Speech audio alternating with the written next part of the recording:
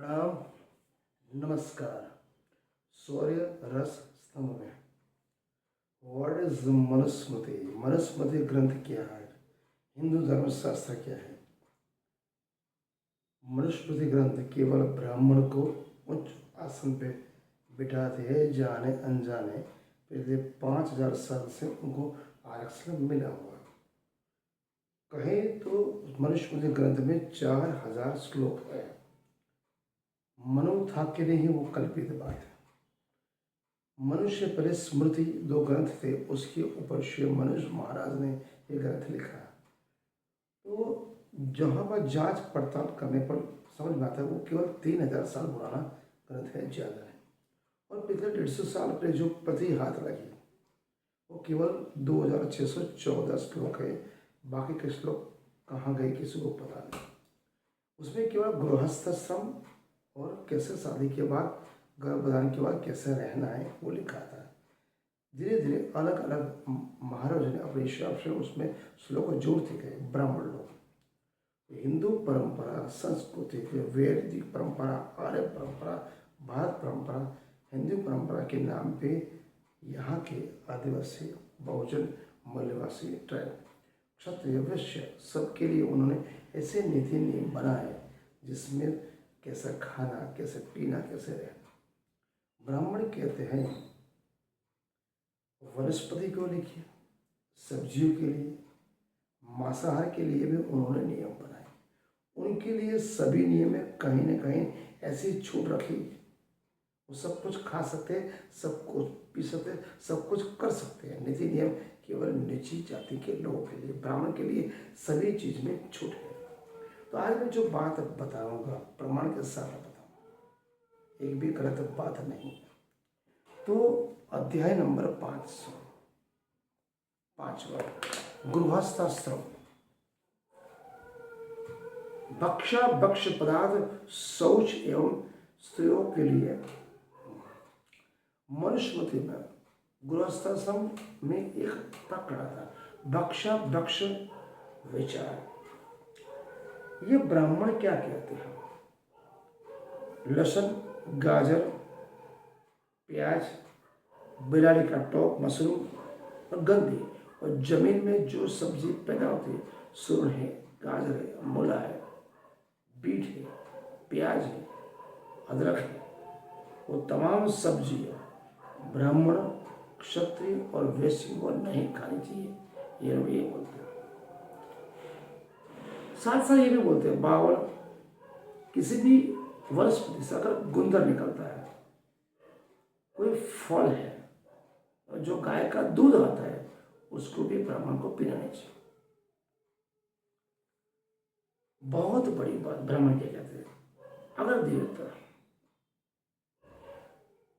सब्जी भी खाते हैं, शुद्ध सात्विक भोजन भी खाते हैं, फिर भी मालपुआ, दूध पाक, पूर्ण पूरी जो देवता को धराते हैं, 32 भोजन के नाम पे, 56 भोग के नाम पे, लेकिन मंत्र से शुद्ध न किया हुआ मांस, मंत्र से शुद्ध न किया हुआ मांस देवता को नैवेद्य की तरह तैयार किया हुआ पदार्थ, घी बिना देवता को धराए प्रसाद दिए नहीं खाना। यहाँ मांस की बात की, मांस को भी वो मंत्र शुद्ध करके खाने लायक ब्राह्मण बनाता है। ब्राह्मण यहां पर भी कहता है चकली, जरखुकड़ी, हंस, चकला है चकली, मरघी, सारस, लक्कड़ और पोपट और मैना, ये मांस खाना वर्ज्य है। मतलब कौन सा प्राणी खाना, कौन सा पक्षी खाना, ये धर्म में है। क्या बोलते हैं? बुगला, सकरा, कौवा, खंजर, भूचर, जलचर, भूंड और सभी मछली सर्व मैंने किसका मांस नहीं खाना, ये ब्राह्मण बोलता है। क्या बोलते हैं?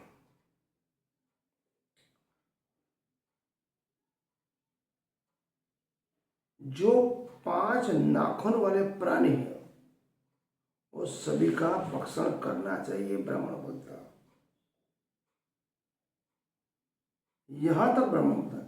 यज्ञ, अगस्त्य ऋषि ने शास्त्र में क्या लिखा है? यज्ञ के कारण यज्ञ में जाने वाले जानवर और पक्षी को ब्राह्मण ने मारने के लिए जरूरी माना। उनका पोषण ब्राह्मण को करना चाहिए। उसे ऐसा करने की धर्मशास्त्र ने मना नहीं किए। ये किया था आज से पहले अगस्त्य ऋषि ने किया था।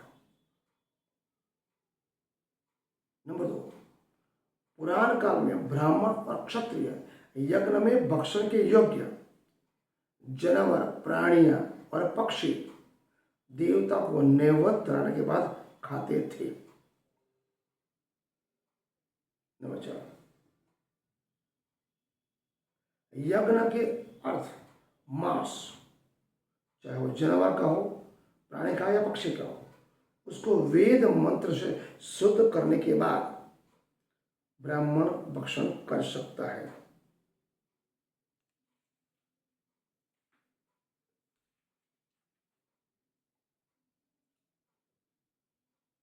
क्यों?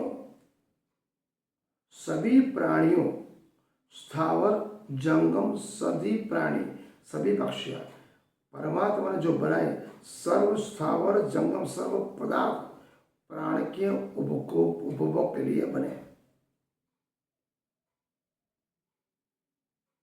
शास्त्र के मुताबिक जो प्राणी का भोजन करने से पाप नहीं लगता, मंत्र शुद्ध करके आप खा सकते हो, ये बोलता है प्रजापति ब्रह्मा। दूसरा, पशु हंसा किए बिना मांस नहीं मिल सकता है, और प्राणी की हिंसा करने से स्वर्ग की प्राप्ति नहीं होती, इसलिए स्वर्ग में नहीं जाना है तो आप मांस खा सकते हो। वेद मंत्र के द्वारा पशु का अगर संस्कार नहीं किया गया, वैसा मांस ब्राह्मण ने कभी कभी नहीं खाया। मतलब कहीं ना कहीं वो लोग प्राणी और पक्षियों की बलि चढ़ाते थे, जिसमें वो गौवध और अश्वमेध कहते थे।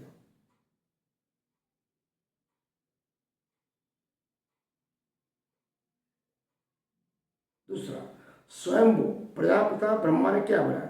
सभी पशु, प्राणी और पक्षी यज्ञ के लिए सर्जन किया हुआ है। यज्ञ में ये सर्व जगत की वृद्धि के लिए, यज्ञ में किसी भी पशु की हिंसक नहीं। यहां पर मांस का अर्थ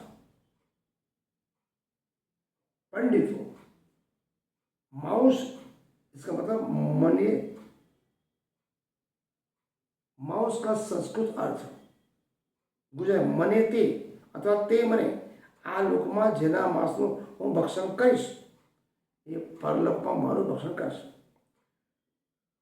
धर्मशास्त्र में मांस भक्षण में 55वां श्लोक, न मांस भक्षणे दोषो न मध्य न च मैथुने प्रवृत्ति रेशा बुधाना निर्वृत्ति।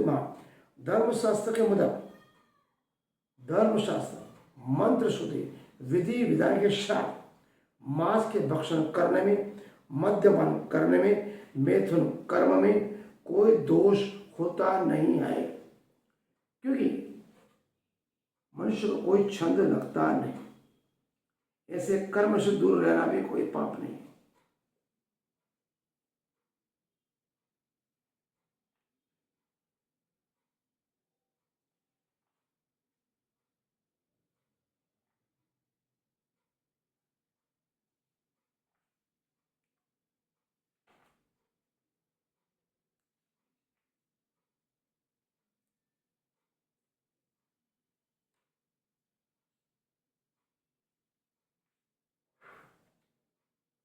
कहने का तात्पर्य है, अगर वो ये कहते हैं आपको प्याज नहीं खाना, लहसुन नहीं खाना, गाजर नहीं खाना, मूली नहीं खाना, सुरण नहीं खाना, कंदमूल नहीं खाना, जिस सब्जियां, फ्रूट और आहार से मनुष्य की तंदुरुस्ती और शारीरिक स्वस्थ और बाधा बनता है, आकार बनता है, वही खाने को वो मना करता है।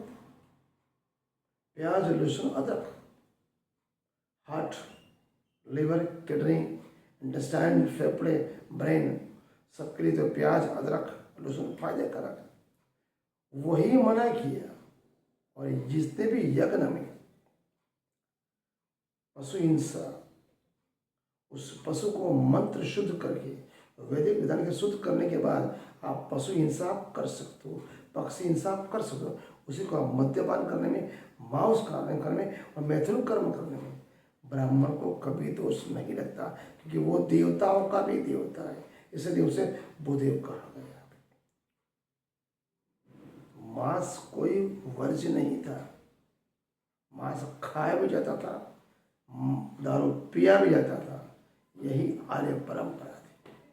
यही ब्रह्मा में सिखाते हैं, प्याज मत खाओ, लहसुन मत खाओ, अदरक मत खाओ, जिससे हमारी तंदुरुस्ती और चुस्ती फुर्ती बनती।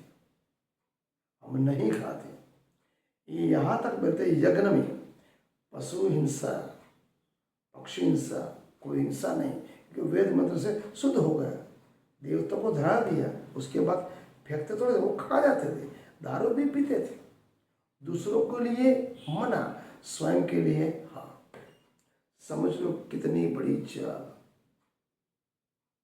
जिसके आपका शरीर बनता है, बाधा बनता है।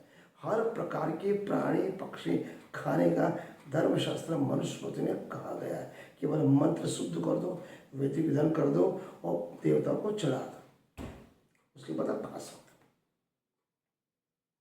इसलिए कहता हूँ मेरे प्यारे भारतवासियों, बहुजनों, मूल निवासी, आदिवासियों, मनुस्मृति ग्रंथ पढ़ो। 50 साल पुराने ग्रंथ, अभी के 20-25 साल से उसमें काफ़ी छेड़छाड़ हुई। टोटल 4000 श्लोक थे 1886 तक। 1886 के पहले 4000 श्लोक थे। 1886 वाली प्रतियां मेरे पास है, 1900 की है। केवल 2614 श्लोक है, 1400 श्लोक पुराने। मनुस्मृति ग्रंथ पढ़ लिया, आप कहाँ पर है? आपके लिए, आपके पूर्वजों के लिए ब्राह्मण, क्षत्रिय और वैश्य क्या चाहते थे? आपको शारीरिक, मानसिक, आर्थिक, सामाजिक तक पिछले 5000 साल तक गुलाम बनाया। आपके पूर्वजों ने कितने कठिन संघर्ष किए, कितनी गुलामी बैठी।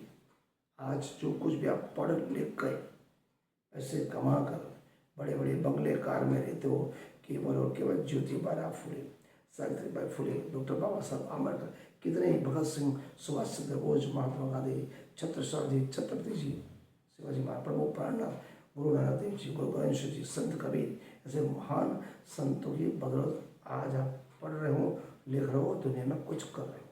इसलिए मनुस्मृति ग्रंथ भी आपको पढ़ना है, समझना है। उससे 3 गुना ज़्यादा आपको बंधारण पढ़ना है, डॉक्टर बाबा साहब का बंधारण, तभी आपको पता पड़ेगा आज आप कहाँ हो। बंधारण की बदौलत और मनुस्मृति ग्रंथ की बदौलत आप पहले कहाँ थे। नमस्कार, डॉक्टर।